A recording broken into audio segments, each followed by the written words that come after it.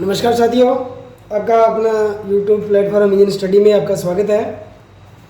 हमारी drawing class चल रही थी, उसमें आज सप्तभुज की बजाय मैं आपको जो इलिप्स मेथड होते हैं, इलिप्स बनाने के ज़्यादातर हम दो तरीके अपनाते हैं। एक होता है ओब्लॉन्ग और एक होता है सर्कुलर मेथड। दोनों मेथड से कई बार हर बार पूछ लिया जाता है, लगभग 10 से 15 नंबर का प्रश्न होता है। तो आज सबसे पहले हम सर्कुलर मेथड से एक इलिप्स बनाने की कल्पना करेंगे। तो इलिप्स बनाने के लिए सबसे पहले आपके पास प्रश्न होगा, प्रश्न की एक माप दी होगी।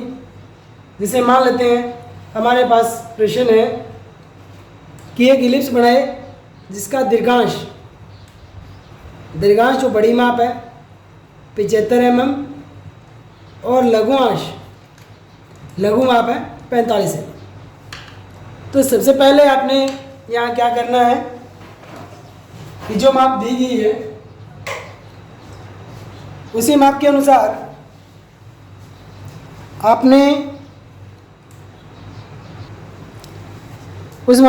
आपने क्या करना है, सर्किल बना लेनी है।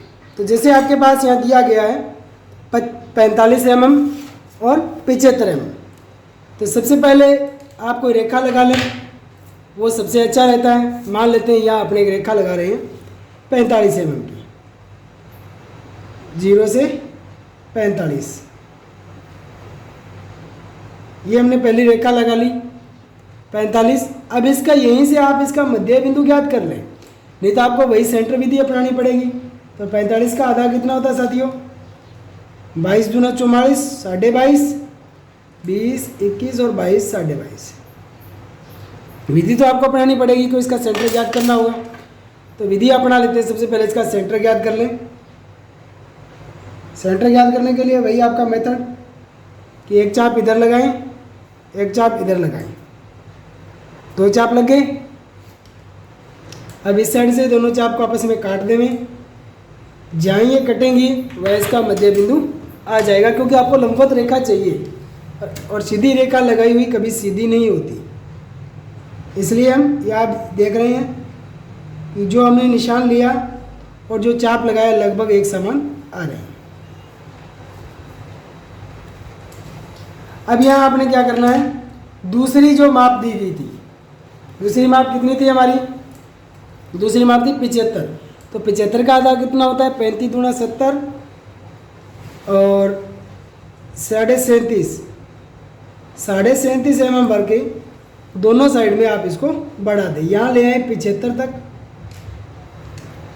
और इसको बढ़ा दें आगे 1 तक। अब आपके पास दोनों माप मिल गई हैं। इन्हीं माप के अकॉर्डिंग आप दो सर्किल लगा लें। मध्य बिंदु आपके पास आ गया। पहली माप थी 45, तो इसकी आर आपने निकाल ली है। इसके आर के अकॉर्डिंग आप पहला सर्किल बन गया है। यहीं सेंटर पे पड़े हुए प्रकार को आप अब 75 mm वाला जो दीर्घांश है बड़ा सर्किल भी लगा लें। बड़ा सर्किल लगा गया और आपका वृत्त है वो 4 भागों में बांटा गया।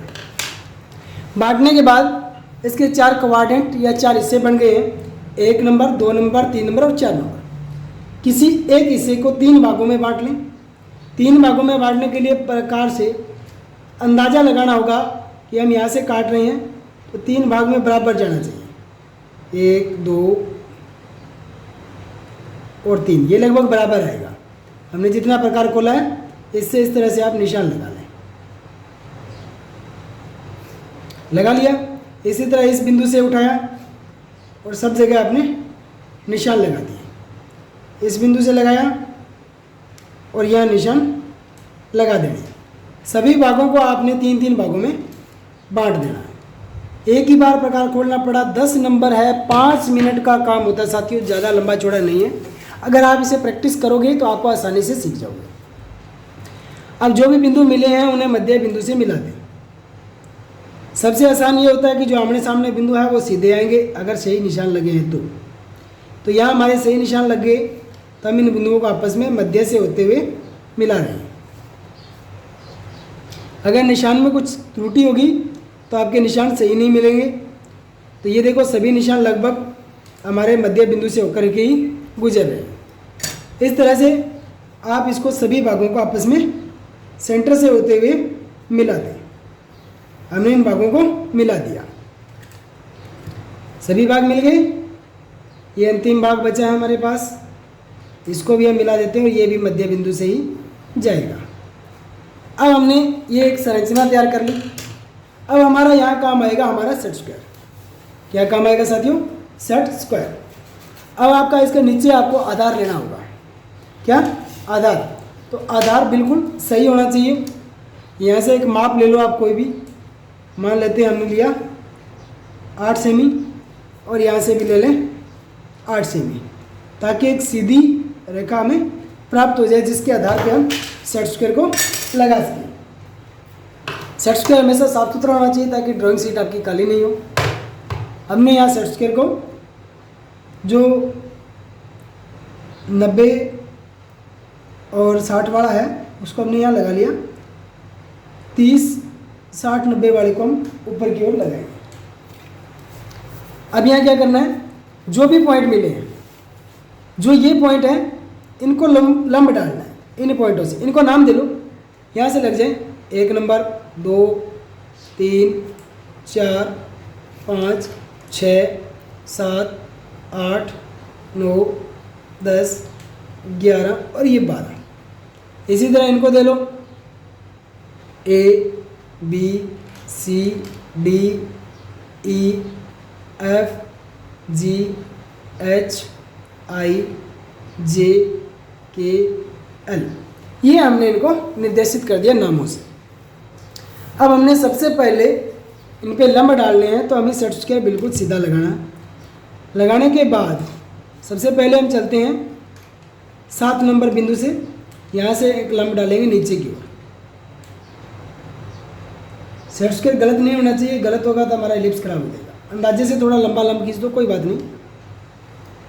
यहाँ भी हम एक लंब लगाएंगे, ये लंब लगा दिया, दिख रहे हैं ना, एक ये रहा, एक ये रहा। इसी तरह बिंदु 5 पे चलते हैं। बिंदु 5 पे भी हमने एक लंब डाल दिया। बिंदु 4 पे भी हमने एक लंब लगाना है, ये लगा दिया। इसी तरह बिंदु 2 पर भी ऊपर की ओर लंब जाना चाहिए। ऊपर वालों का नीचे की ओर, नीचे वालों का ऊपर की ओर लंबवत रेखा आपकी जानी चाहिए। ये हमने सभी पॉइंटों पर ऊपर की ओर और नीचे की ओर लंब लगा लिए। अब जैसे ही हमने सभी ओर लंब लगा लिए, तो इसके बाद आप देखें, ये देखो जो नीचे वाले बिंदु से इनसे लंब ऊपर डाले गए और ऊपर वाले बिंदु से लंब नीचे की ओर डाले गए।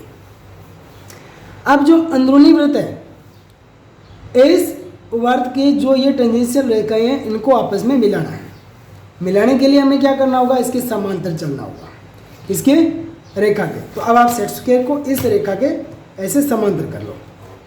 हमने इस सेट स्क्वायर को हमने ऐसे सेट कर लिया। तो सबसे पहले हम इसी पे चलते हैं 8 नंबर वाले पे। इसका पॉइंट कहाँ आ गया, ये पॉइंट अंदर वाले का यहाँ काट रही है, तो इस रेखा को आगे बढ़ा दें, बढ़ा दिया।